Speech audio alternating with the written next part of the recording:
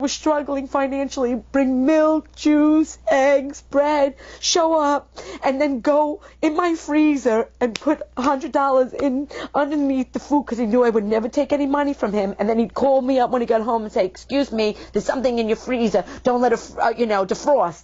So I'd have to go in my freezer, look, and he'd hide money in there. It was crazy.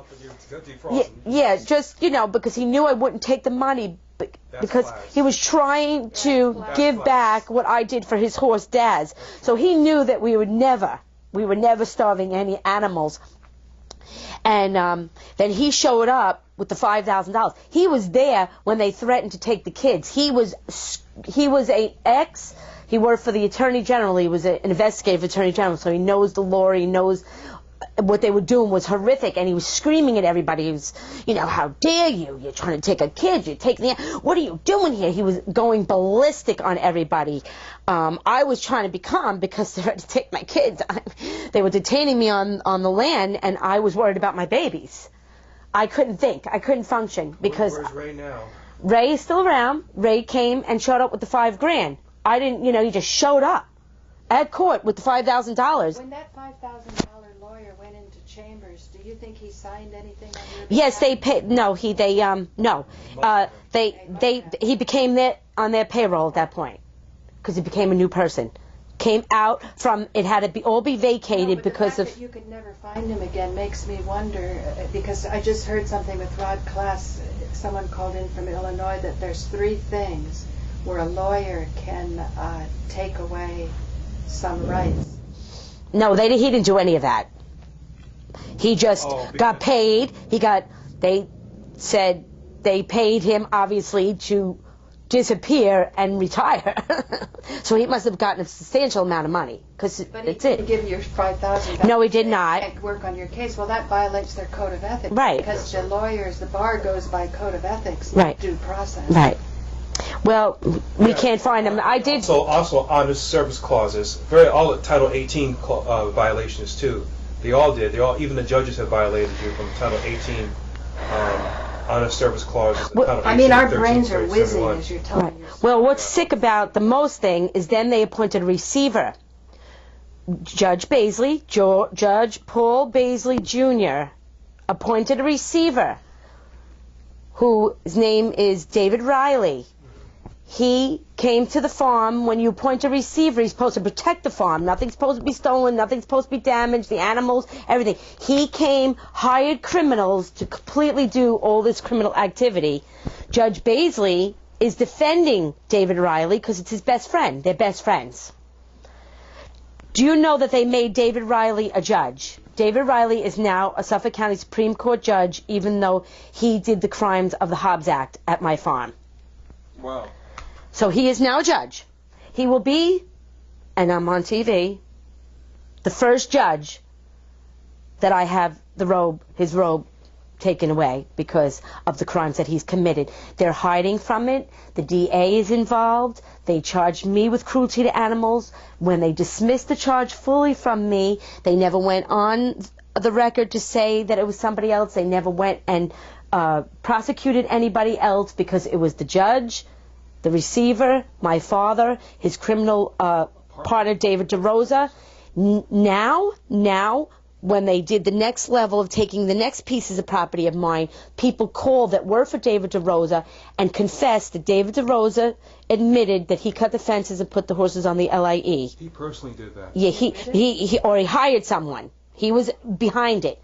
My father was on the stand on Monday. I got it out of him that David DeRosa was behind the horses put on the LIE. I just want to underline the irony that they gave you 10 minutes and you accomplished so much. In 10 minutes, I had my father incriminating the DA, the criminal act of extortion and robbery and the cruelty to animals. It wasn't even cruelty to animals. It was terror to the animals. Mm-hmm. Cruelty to animals, they terrorize the animals. They actually lock them up in their stalls with no food and water for days. That's why the pictures later on that the horses got more skinnier, which I have no idea of because I only took horses in that were skinny. I don't know how long it takes for a horse to lose its weight. Obviously in 3 days. A horse could lose a substantial amount of weight, and they could actually die with no food and water. This is all you got this out in 10 minutes on April 7th. April, April 7th. on Monday, I got within the 10 minutes. Yes. In what court? What court? For Judge Lees, who has been violating my rights, constantly threatened to put me in jail if I dare talk bad about the court anymore. He is helping and assisting my father, stopping him from saying things. My father's constantly saying we. The judge is stopping him. He said joint venture 3 times in the whole time he's on, which is proof now that we were joint venturers. So right there, he's lying to the court. He's got my money in a bank account. He used my own rental monies that he collected over the years, put them in the stocks, put it in a separate bank account, cashed in with almost $1 million, and then took that $1 million and put a mortgage on the farm to take it from me. So, Joe, slow down again. You were saying in law school you learned about, explain that again, about partnerships. Each individual partner must consent to the deals made by the other partner. Joint venture is the opposite, where they don't have that problem, where you're saying either one of you can make the deal. And that was the difference. That was a loophole for her. But he can't, even though he's a joint venture. We had a joint venture, but he couldn't foreclose on his own joint venture. Oh, that's what it was. That's what he could not do. You know, the irony of... That means abandonment. The irony of that is my father, when I was a little girl, I loved books, and I collected books, and there was books in this attic that we were working at this home, and he collected all the books, put them in boxes, and gave them all to me. Must have been over 50 law books.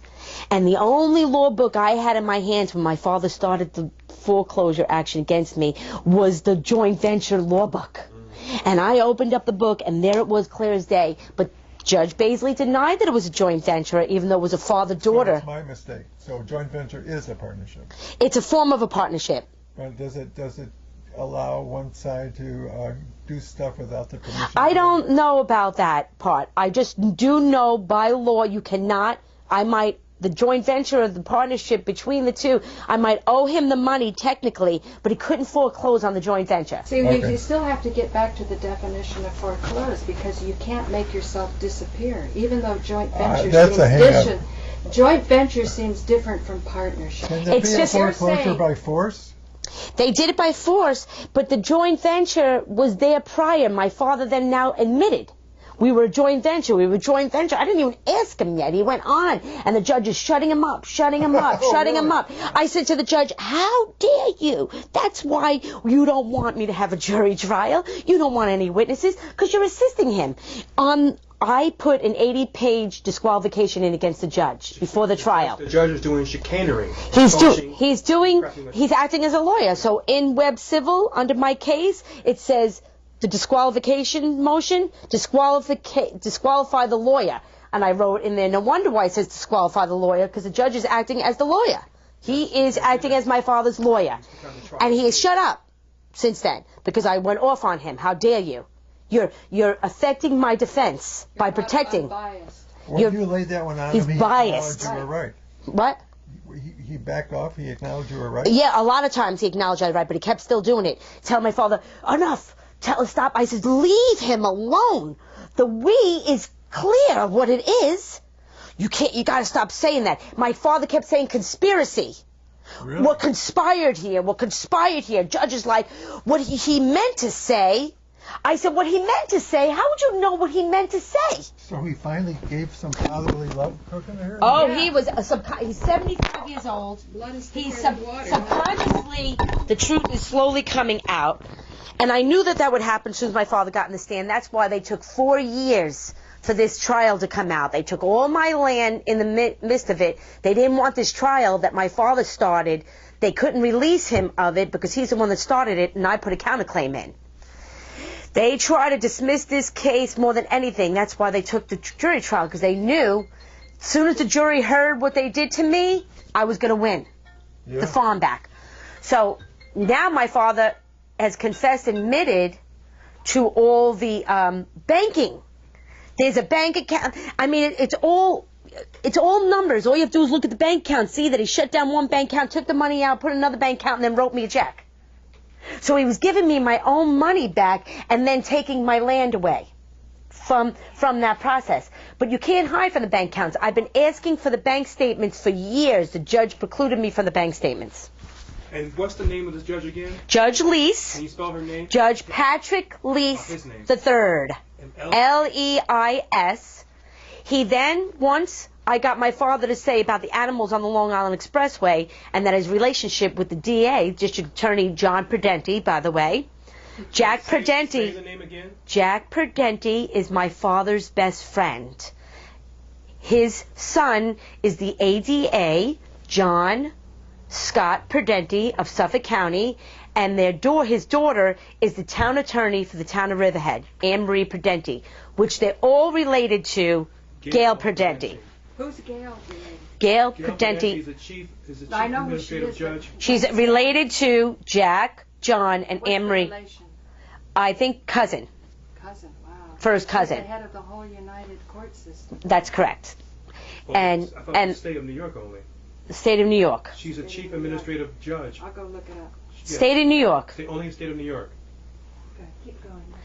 Anyway, so he confessed.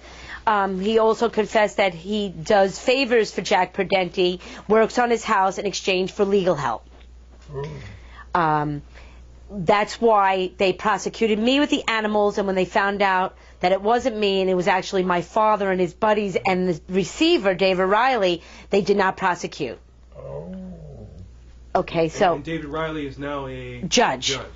So she's the chief administrative judge Yes. who gave the order to all of the clerks to stop the citizens' grand jury. Right. Unconstitutional. No, Right. not citizen, common law. Common law. Common law jury grand jury. Right. And we have here a documentation of the New York Supreme Court, Columbia County, where the people against Parente, against Jonathan Lipton, for stopping common law juries from Common law grand jury. common law grand juries from entering the court system of New York State and Valhalla, New York.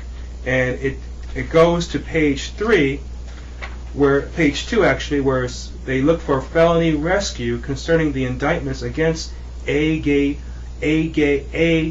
Parente, among others, for their crimes of wrongdoing in the court system and court records proceedings according to common law. And you can take a look at this. This came from the Alliance, the National Alliance of Common Law, who I was introduced to by Joe Barton, Paula Gloria, the administrator, John, who handed me that. this is online now. I saw this the other day. Yeah, Okay, yeah. good.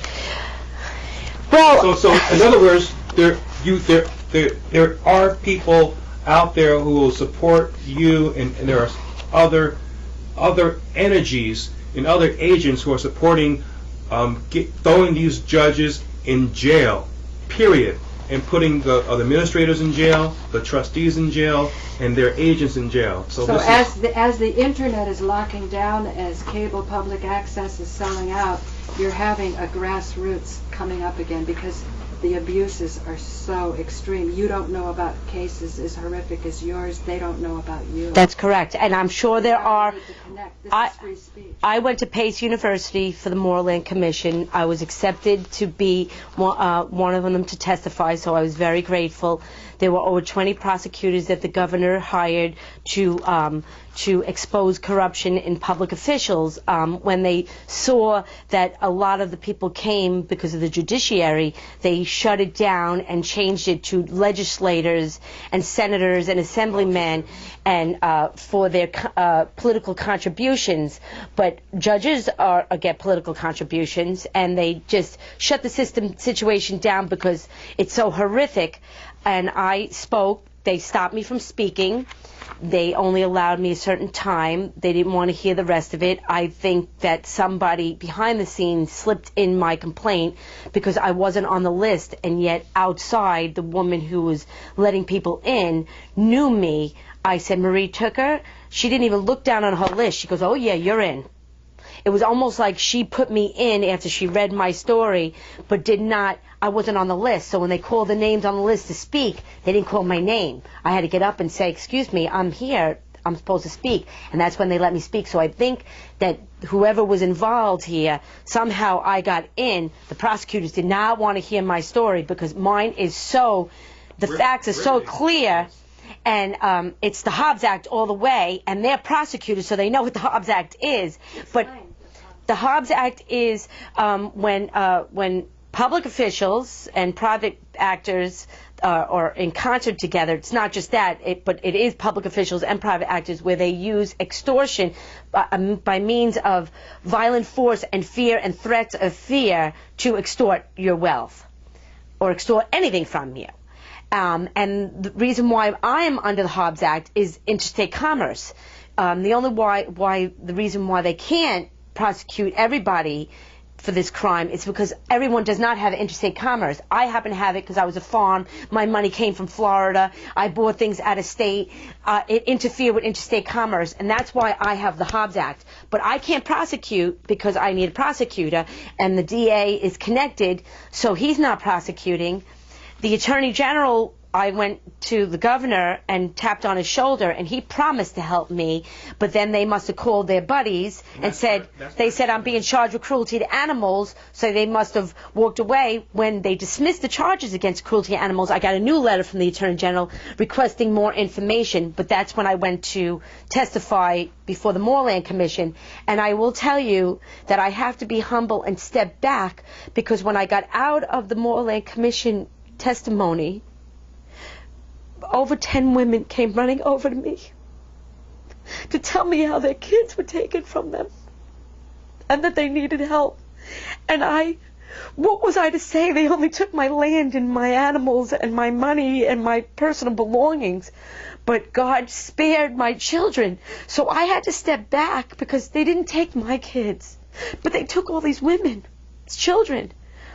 Is when I knew that I was on a mission now to protect the youth, maybe not the orphans, but the youth that are being kidnapped by the municipalities because they don't like these people. They're using their children, taking their kids. They then tried to take my kids again. They pulled a stunt, and because I'm so strong and forceful, and I know the Lord now, they stepped back, but CPS stepped in. CPS was part of the extortion in the Hobbs Act. They stood there, detained me, threatened to take my children, Child Protective Services. 8 hours they detained me in my own home on my farm while they allowed everybody to terrorize us. And they're on video knowing that we were terrorized. They saw the cops saying, we are not protecting her, we are not writing a complaint. The only person who's going to get hurt around here is me, that they're going to put me in jail. And their CPS seeing that they're terrorizing me and my children, and they did nothing. They were part of the crime, of the extortion. They were there to detain me, to threaten my children if I kept going in the direction I was going in. What was their language like? What did they say? They just said, oh, she's not supposed to be on the back property. Oh, she's going against the law. She's not doing the right thing, meaning but it was my property. I was allowed to be on the property. And what I was doing at that point, the animals they already did what they did to the animals. What I was trying to get now is all my documents, because they took all and stole all my evidence and my documents. It was game over. They did get all the architectural drawings, all my artwork, and things like that. They did get some documents, but the majority of the documents I had in my possession inside the home. I was able to get them and take them with me as I left. But they did succeed and take certain documents. I still don't know what level yet of what they've gotten, but this is what they were doing. This is why they were keeping me off the land. They had to get the proof and the evidence that however they did it with the farm. But to find out that the home on the farm, the 4.5 acres where the home was excluded out of the legal description. This is how they hid it. Oh, yeah, this is they did a referee's deed. A referee's deed. In the mortgages, they accepted out the 4.5 acres. 3 words: accepting therefrom the following, or 4 words: the following. Those words are used in legal descriptions when you exclude something from the instrument that it's written on. And these mortgages, the 4.5 acres was accepted out of. Wow. When the lawyer, That's illegal. that's David Schwartzberg, was the lawyer, he was also the vice president of Advantage Title, which he could not be the lawyer of the plaintiff and the title company at the same time. Conflict of interest. When he did the notice of pendency and the summons and complaint, he took out the recital accepting therefrom the following out of the legal description. He created a whole new legal description and took this recital out. So when the world saw it, when the judges saw it, when I saw it, they were foreclosing on the 4.5 acres. I couldn't find it. I couldn't see where they did it until they took the 90 acres from me. And they used those same words again. They showed the legal description to everyone saying we took over this possession. But to protect themselves that they didn't take the 90, that they had no rights to it, they wrote accepting therefrom the following, excluding the 90 acres out of the foreclosure action and out of me being on the property. But lay people see the whole legal description. They don't see the words accepting therefrom the following. They kept me off the property. And that's how I saw that the mortgages excluded the 4.5 acres out. Caught them, the mortgage note shows it, the mortgages themselves show it. I then wrote motions in. They thought that I would not stand up and fight. Their argument is I'm corporations and I can't represent myself, I need an attorney. And they bought out the attorney, therefore I have no standing, therefore... They said you were a corporation because I am corporation. With their father? They made me put the farm in 3 corporations. They took it out of my name when we bought the property. They said, oh, this is the best legal way to do it. So I listened. I didn't know. I trusted my father. Okay, he's the businessman. I'm the visionary. I'm in the trenches. I dig holes and take care of horses and clean horse manure. I was never a paper person. I had no involvement with the paperwork at all.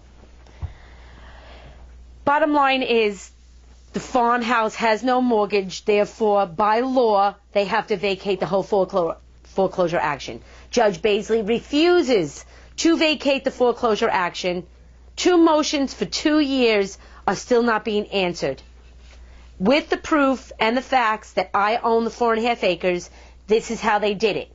For it to match and title to clear, to match the mortgages, they wrote a referee's deed, say they took the 4.5 acres on the front page, but in their legal description, they excluded out the 4.5 acres. They never conveyed the 4.5 acres to themselves. They excluded it out, so it matched the mortgages, and the title is okay.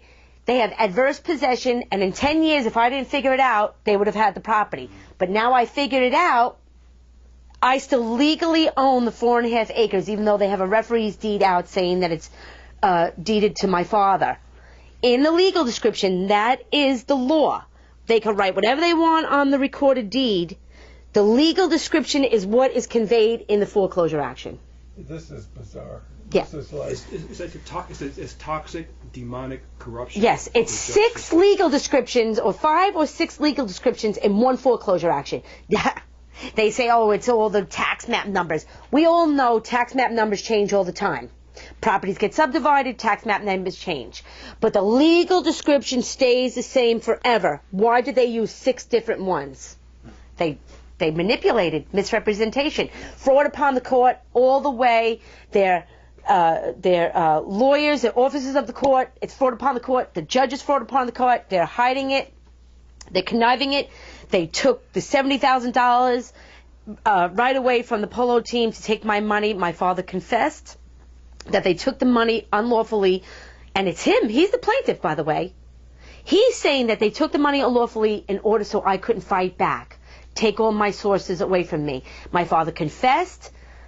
He doesn't even know who his lawyer is that did this. He never even saw the restraining order that they're restraining the money in the account now that the court is holding on to. He never even saw the restraining order. He's never seen it before in his life, and he's the plaintiff, and he's supposed to be authorizing the restraining order. He's never seen it. Well, what does he think about all this? He knows that the money's mine, but now that he's my rivalry and I got him on the stand because he's not given up, he is confessing to all this. Why? But why? Because subconsciously he's a liar. Contrition. And if someone could answer the questions right, you could get the lies out. The moment of contrition, the moment of truth. Epiphany, the moment of truth. His daughter is being railroaded. Maybe that's the... Well, now they're trying to take the farm from him. His partner is suing him for the farm, and it's a perfect storm. DeRosa. Yes, David DeRosa. But David DeRosa and my father got connections in the court. So now, who's ever gotten paid off because the judge is being paid? Mind you, they're giving my other properties to David DeRosa when they know that David DeRosa is the one that cut the fences, put the horses on the LIE, and stole all my money. They're still giving land to them. Judges have, over 20 judges disqualified themselves. 10 of them wrote disqualifications. 3 of them now disqualified themselves, came back on to a case, rendered decisions against me, gave David DeRosa more of my property, and then came back on, disqualified themselves for a second time. So 3 judges, Asher, Judge Asher, Gerald Asher, Rebellini, and Fernetti now is the last one who did the last move. They were all disqualified with their own disqualifications. I did not ask for disqualifications. They did it on their own motion, and now they're writing second disqualifications, even though they came back on and rendered decisions against me by taking more of my land that they could not take. By law, they could not take the land, and they took it anyway. You know, I was thinking of a solution. We could, imagine out loud if you had a magic wand. That's what my 5-year-old says. I would like to hear that version. Because the 5-year-old first. Yeah, he says, I wish I had a magic wand, Mommy. Why are you doing all this paperwork? Do you really have to have the farm back? Oh, that part. Yeah. No, I was... Hope his wish comes true. I was thinking more in terms of the power of this video actually convincing so many people that we could see as a people, here we have a corruption that can be identified, focused on pretty clearly. As you said, so many judges have disqualified themselves. Oh, yeah. So this is beyond our social institutions to resolve. What we've worked out as a solution would be through the power of this media to have an occupier.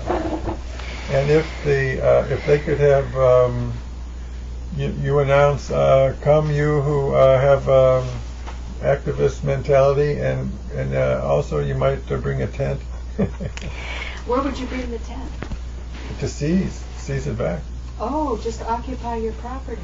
Well, I can by law go now and take possession of the home, but the police force are on their side, and they'd put me in jail in a minute. And well, I can't risk my children. You don't have to be the occupier. Right now, David DeRosa has control over the farm, and my father must have signed some document that gave David DeRosa all that control. Stuff, I'm just saying, through the power of this media now, we can declare that all that paperwork invalid. It is all invalid. It is all invalid. It's one foreclosure action. They advertise, and then once I present it to them in their response papers, this is law is a chess game. Okay, you put a motion out there, you let them respond, you let them give you the information, and then you throw it at them again. So I checkmated them. They confessed that one of the mortgages didn't cover the property, but that's the mortgage that they foreclosed on. So they confess in their own words that the mortgage doesn't cover the property. The judge right away had to vacate. Let me just summarize that. The reason the mortgage didn't cover the property is because the deed, as it were, said all 40 acres except the 40 acres. Except the 4.5 acres. Accepted out the 4.5 acres. 4.5 from the mortgages. Okay. Just the house. Because my father and I, we subdivided it off to protect the home. If, God forbid, we lost the whole farm, my home, my children and I would not be homeless. Yeah. So we did do it in the beginning. Their intentions, my father's intentions in the beginning were good, because that's what we did. Mm-hmm. But I just didn't know legally how they did it. They accepted it out. I never looked at those words. You see the words, you don't look at them. Look at them, but you So research you're saying it. they were hoping you wouldn't notice it, then they would get it by adverse possession, which is where you don't make a complaint within For so 10 many years, days. right. Okay. Then they have it. So they have it, but then I went to the title company. And I how showed many them. years- How many years? It's 3 years now. But the That's best, less than 10. Plenty of yes, time. but the best part of it is the title company. Title company, yes. Legal descriptions, meat and bounds, are numbers. That's all they are. Okay? They don't lie. You can't hide from them. You can't. That's it. It's a puzzle. 240 east, 390 west, eastbound, Intersecting. 450 intersect. That's it. That's all it is. It's a little puzzle. Zoning. Okay? It's all it is numbers. And this is a large parcel. So there's lots of numbers. This legal description, it clearly shows in the foreclosure deed itself, accepting all therefrom the following, and took the 4.5 acres right out of the deed. And the title company said, oh, no, it was conveyed properly. Well, then you're not reading the legal description, because there's the numbers excluded out. In your own words, you excluded the 90 acres out. It's the same thing. Same concept. What? For you, accepting out means different than when you need to use accepting out for your purpose, but when it's not for your purpose, the lawyer's like, we made a mistake. We went on the wrong land. You went on the wrong land. The judge now hears it. You went on the wrong land. You took the money. You took everything. You went on the wrong land. Now give me the $70,000 back then if you went on the wrong land. They took the money and they put a restraining order on it, so I couldn't get it. But they confessed in their own paperwork that they took the wrong land. So here it is in their own paperwork, and yet the judge is still ignoring it. So I told the judge to take God from the back of his head, and he sigged his court officer on me and tried to arrest me. Told me he was sick of me. He's had enough of me, and he went into my face, 1 inch away from my face with his handcuffs, ready to arrest me. And if it wasn't for the clerk, I would have went to jail. Now, one thing I'm On the way. One thing that you're keep hearing is that in all these situations, you have the kind of mind, the kind of thinking, talking ability that you are a match. Like, they just can't believe that there is somebody whose brain works as good as yours. Yes, I do insult them because I said law is easy. All you esquires, what did you go to law school for? What did you go to law school for? Law is not complicated. It becomes complicated when they're lying and they're cheating and they got the judge in their back pocket. Then it's a disaster. But really, law is not that complicated. The Bar Association makes it complicated, and the Bar Association is running a closed union shop in the courtrooms, Right. where we already know Yes. call for racketeering, Yes. profiting from any part of your trust account, any part of your mortgage, any part of law and equity. Yes, they are definitely, it's funny because I'll go to court, and if I'm, especially when I was in all the criminal courts, I'd sit next to someone and it would be a lawyer. And they'd say, Marie Tucker. Oh my God, Marie Tucker. What they're doing to you, you got to get out of this courthouse. I said, what are you talking about? It's publicly known what they're doing to you. You take the case? Absolutely not. My career's on the line. I get it all the time. In Brookhaven, I had to leave our home. Hurricane Sandy did not hit us on Long Island. Hurricane Irene hit us. No one pays attention to that. We got hit by Hurricane Irene. We were on the water. Our house got a little damaged, but we lost our water. We lost electricity for 10 days, and it burnt out my pump, and we had well. So I lost water. I couldn't live there anymore with 3 kids. I didn't have $5,000 to put a new well in. So I had a little cottage in Manorville that was rented by my father and collected money for years, 12 years. I never got $1. The woman told me she was moving out because my father was attacking her, making her sign, put false documents in against me, suing me, and saying that I did bad things to her. And she said, that's it. She called me up. She goes, I can't do this, Marie. I'm giving you the paperwork. I'm out of here. Your father's psychotic. He wants me to put false lawsuits in against you. And here it is. She hands me the paper. She goes, I'm getting out of here. Here's the key. I'm out of here. I take possession of the little cottage because I'm going to be homeless now with no water. The town of Brookhaven, who my father has a relationship with, 12 years he's rented the place out. I move in, and I'm being charged criminally for living in my own cottage. They wanted me to go into a public housing so the public could pay for me and my children to live when we owned our own cottage. The town of Brookhaven said, go into a shelter. You can't live in your cottage. So they're charging me criminally now for living in my own cottage because of the hurricane. Hurricane Irene. The whole world is displaced by Hurricane Sandy, and I'm being charged by the town of Brookhaven criminally, put in jail. I could be put in jail. Two judges on tape, they're on the tape, the recordings, threatened to arrest me. The judge says it at the end. I hope I'm not on, this is not on the record. She's going to find herself in jail. Then I settle with them because they're going to put me in jail for living in my own cottage. I settle with them, saying, okay, I'll settle with the no CO, even though I had no involvement in the property. My father writes bills, says it, open court, everywhere, all his documents, all his affidavits. I had nothing to do with the property. I did no work on the property, and they're charging me and not charging my father. Why? Because my father's lawyer was Jack Prudenti, the district attorney's father. That's why he wasn't being charged. We were both owners. I'm being charged, and he's not, and he had full control over the property. The cops came. They're putting me in jail. Every time they threaten to put me in jail. I got them all on video. Okay? My children and I lived in the cottage, being threatened. We had to move out of the cottage. I tried to evict the guy from the main house who's a sergeant in the police department. The judge is charging me criminally for being the landlord, right? For the criminal part. When I go in to evict the tenant, when I go to evict the tenant, she turns around and says, you're not the landlord. Dismissed. She would not allow me to evict the tenant because I'm not the landlord, but she was charging me criminally for being the landlord. So I get on the record, I says, so I'm not the landlord now? First you charged me criminally for being landlord, now I want to evict the tenant and I'm not the landlord anymore? So the town attorney comes out, he goes, boy, Marie, you got to become an attorney. I says, why is that, Dave Moran? He says, because you put everything right on the record. I says, yeah, but the judge just messed you up. Because now you put false claims against me. I'll stay not the landlord, but now all your criminal charges against me are null and void. They don't exist. Because now it's all fraud. You're done. And what judge was this? This was Judge Daly, her name was.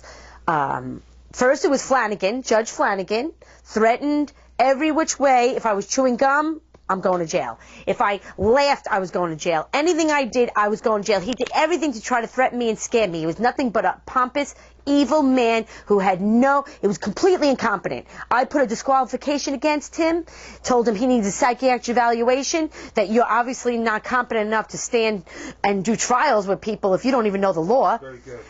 And he held on to the motion for 6 months. He then got transferred. He got awarded. He denied the disqualification. They said, oh, the disqualification is moot now because he got transferred to Supreme Court. So everyone who's done bad to me in the political system got a raise. Judge Flanagan went from a district court to a Supreme Court. David Riley, who's a receiver, is now a judge.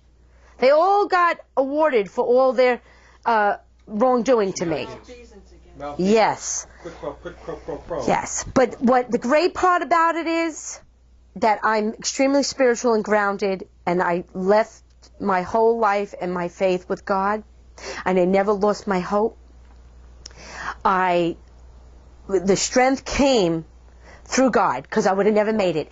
And I know my strength came because from a little girl I had the same reoccurring nightmares. They're coming to get me, they're coming to get me, they're coming through the windows, they're coming through the doors. The bad guys are always coming to get me. So what God was preparing me for in my sleep, from childhood to now, is that I was reliving this nightmare that was going to happen in the future.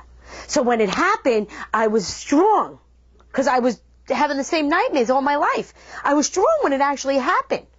I was able to handle it. People are like, how you handle this? I says, I slept it every night of my life. My own mother, when I said to her, Ma, you're the only one that really knows my nightmares because I lived with you my whole life. Getting up in the middle of the night, running down the hallway, they're coming to get me, they're coming to get me, screaming at the top of my lungs, they're coming through the window, they're coming through the doors.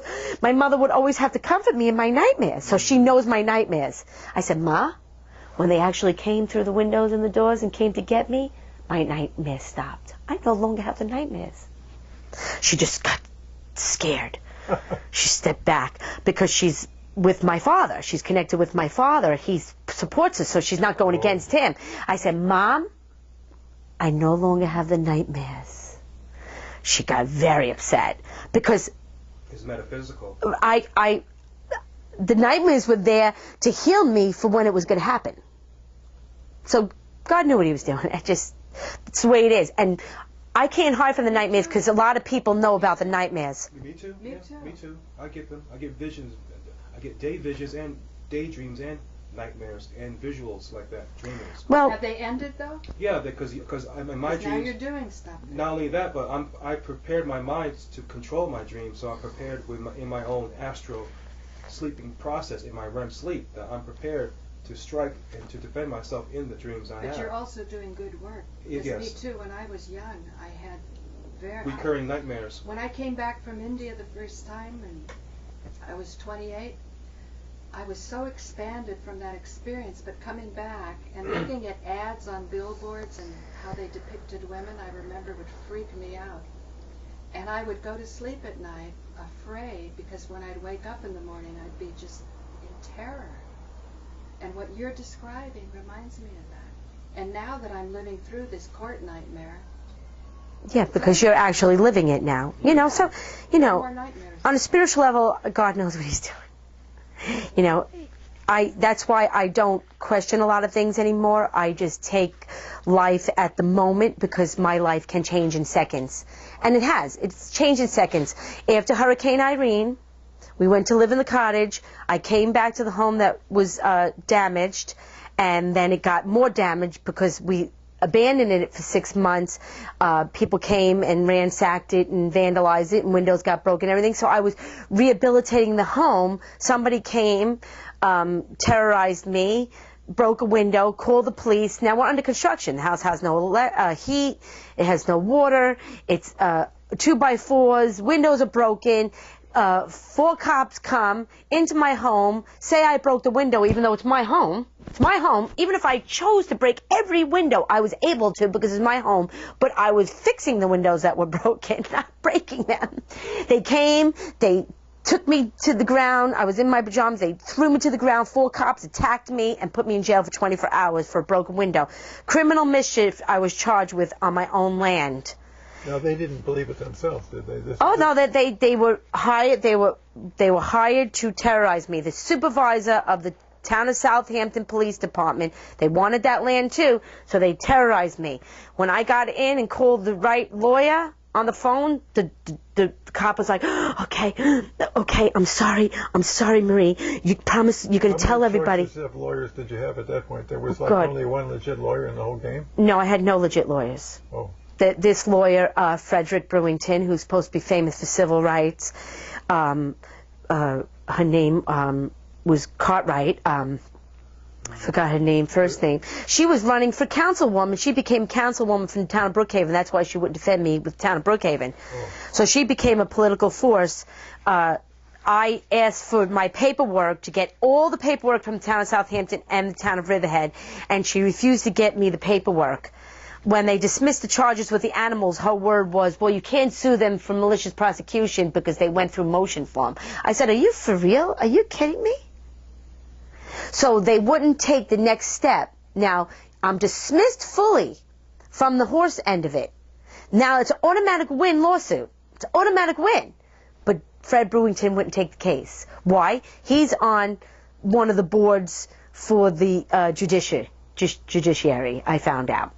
And she's running for councilwoman. So they're politically connected. So they sold out. They sold out to the political realm. He only helps the African Americans, even though my son's African American, and the reason why I'm targeted from the municipalities is because I took care of the poor African Americans and gave them a chance. They were getting on their feet. They were getting no public assistance. I was saving the taxpayers $2 million a year because I was housing the homeless with my own money. Each homeless family, it's $8,000 a month to house the homeless with Suffolk County. I was doing it with their $100 a week. They were giving me $100 a week getting off public assistance. I wasn't allowing anyone to give me public assistance if they were able to work. They were never allowed. I was never signed. You, as a landlord, you have to sign for their public assistance. I refused to sign for their public assistance because they were making it on their own, and I was saving the taxpayers $240,000 a month because I had 30 tenants. So you were helping out the VA people? I was helping. VA, I was a philanthropist with my own money and my own land. African Americans, VA veterans for the Beacon House, and foster children that were coming out of foster care that were kicked out of their foster homes because they weren't getting any more public assistance for the foster children. Right. So all these foster children were coming out of foster care homeless because their foster parents were throwing them out because they weren't getting money anymore. I was finding that out. I was in a rage of that. I was losing it. And these children, young 17, 18-year-old, were getting free housing from me because how was I going to throw them in the street? I was a philanthropist. You're taking on 17-month-old kids? 17-year-old. Oh. 17-year-old. 13-year-old kids. 18-year-old. What are they doing? Well, all I know is that I kept a log of most of my tenants. They took that paperwork because anything that was stored away that was years of collection and things that were in my past were taken. But what God did for me is every time I was stressed out or upset out in the public and something was happening to me, one of these people that I've saved were online or in the store where I was. And I'd be online and I'd turn around and say, wow, you look familiar. He's like, yeah, Marie. And they would know me, and I wouldn't remember them, because when you give out of the goodness of your heart and you don't expect anything, and you have over 1,000, because I have over 1,000 of people that I've saved in my portfolio, you don't remember all of them. You only probably remember the ones that really did damage or did something bad. The ones that did good or anything, I don't remember them. So I didn't remember him. He says, Marie, how could you forget me? I'll never forget you. You saved my life when I was at the worst, when nobody would help me. You saved my life. I'm never going to forget you.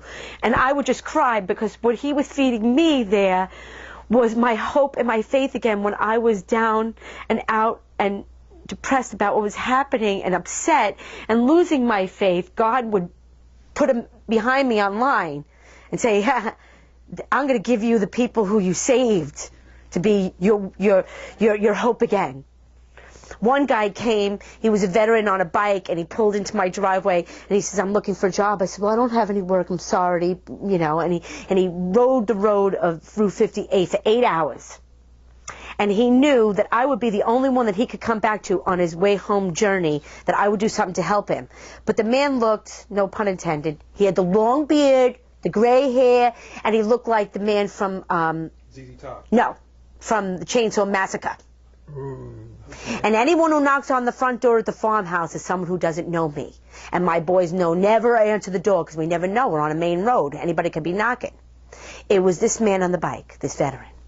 He says, Marie, I'm hungry, I'm thirsty, and I have no money, and I'm never getting home if I don't get any water. He says, can you please give me some water? So we didn't open the front door. I was afraid, a mother with 3 kids at home now. I opened up the window by the kitchen where I was separated from the sink, and he couldn't hurt us unless he had a gun. And I fed him through the window.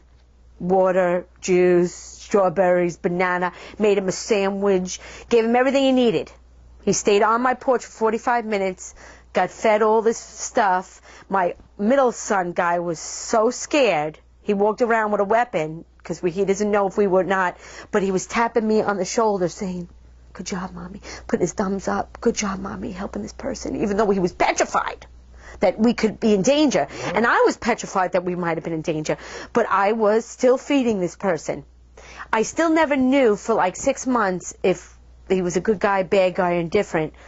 July 4th of that year, I went into the King Cullen completely depressed and upset, and it was closing. It was 6 o'clock. King Cullen? It was a King Cullen in Maniville. I just driving in and stopped in the store to get some food. And who was in the store with me but the only man, him, and it was the end of the day, the only 2 online was this man that I was feeding through the window.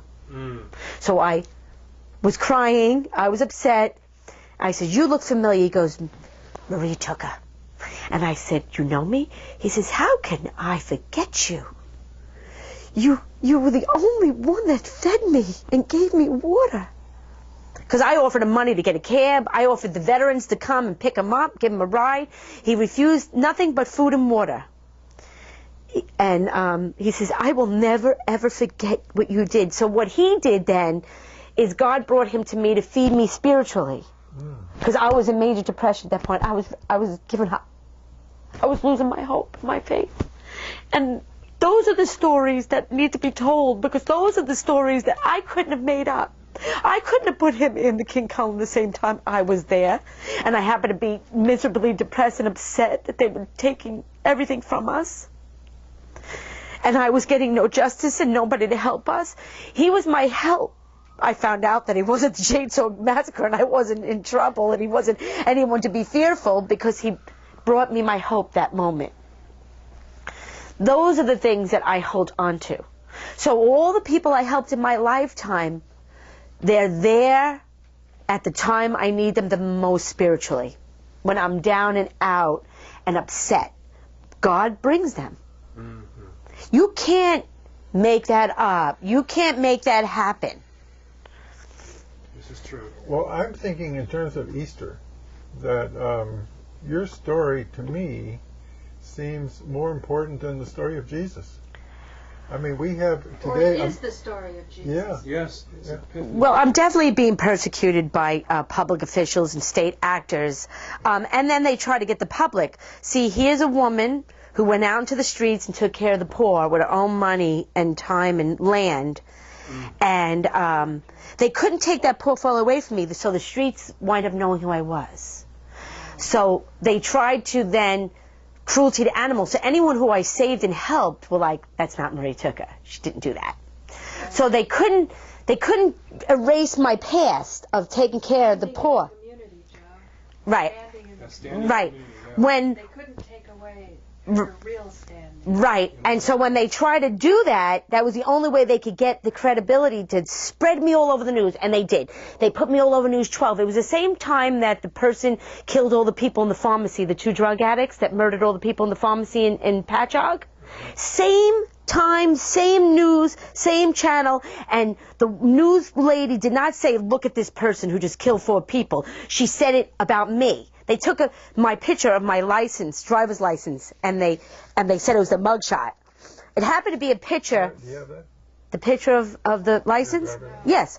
That picture was not a mugshot. It happened to be, I remember that day, my license was expired. We were at the farm working hard.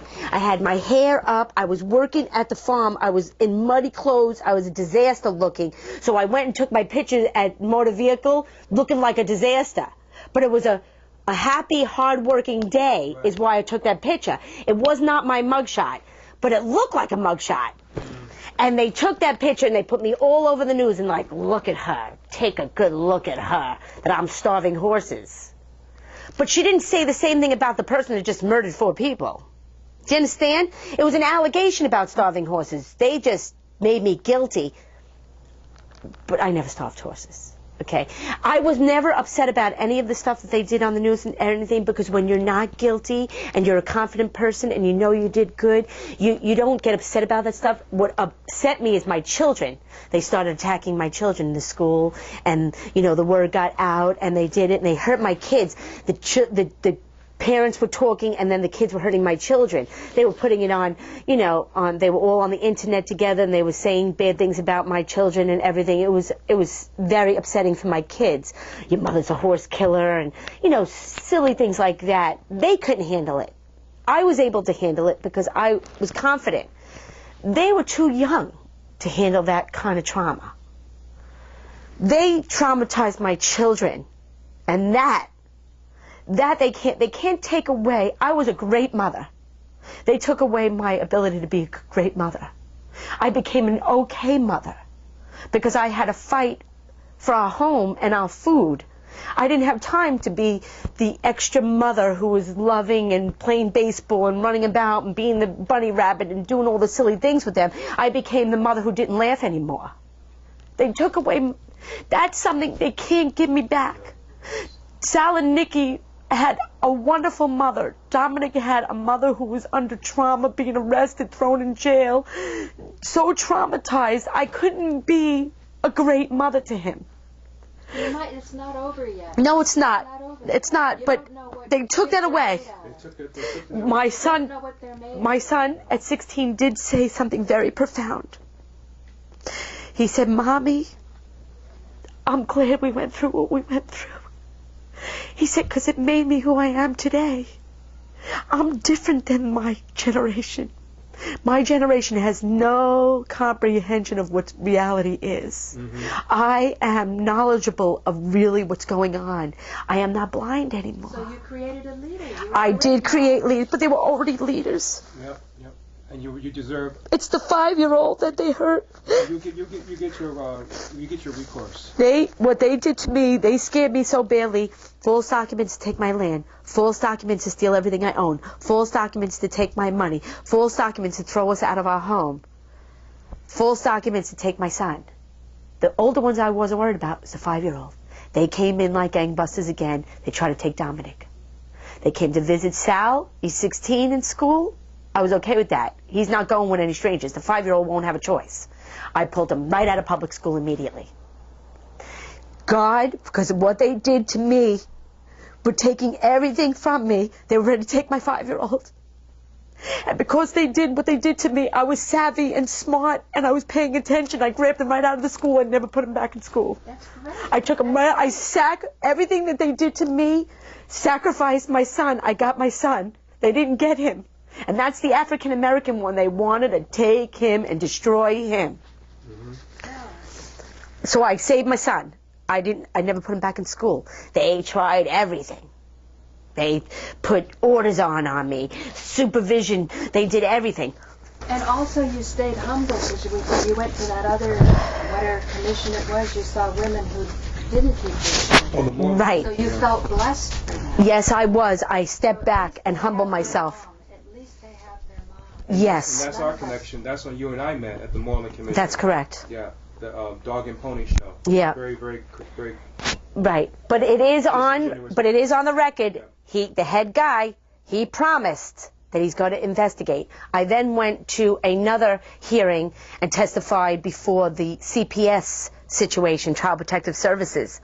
And I put in a criminal complaint in there to let them know that they were using my children. They were extorting my children to take my farm. And they were using the threats of taking my children to take my land and my wealth. And a mother doesn't choose between her wealth and her land over her children. She takes the children. That's just survival mode. There's no, nothing to do. yeah, there's no, that's it. So they knew that. They knew the bond that I had as a mother. They knew through their schooling, Sal and Nikki, when Sal started kindergarten, I couldn't walk down a hallway without a teacher stopping me and saying, "Your son is unbelievable. I've never met a child so unbelievable like him." "But you already know that." I says, "No, I don't. He's my first son. I don't have other children to compare to. You're teachers. You have lots of children to compare him to. So obviously you know better than me.